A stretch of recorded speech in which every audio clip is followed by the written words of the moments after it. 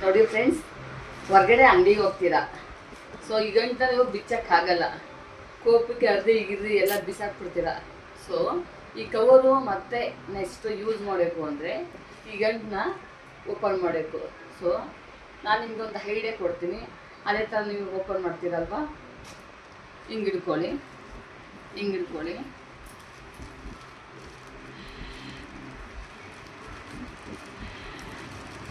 ಸುತ್ತಬೇಕು friends. ಸುತ್ತ ತಕ್ಷಣವೇ ಈ ಥರ ಓಪನ್ ಆಗುತ್ತೆ.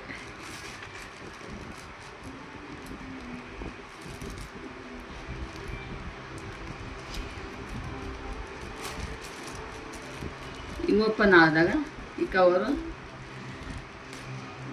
ಇಷ್ಟೇ ಫ್ರೆಂಡ್ಸ್, ಇಷ್ಟು ಈಜಿ ನೋಡಿ, ಇಷ್ಟೇ.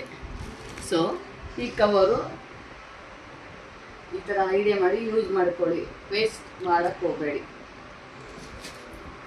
ಇಷ್ಟೇ ಫ್ರೆಂಡ್ಸ್.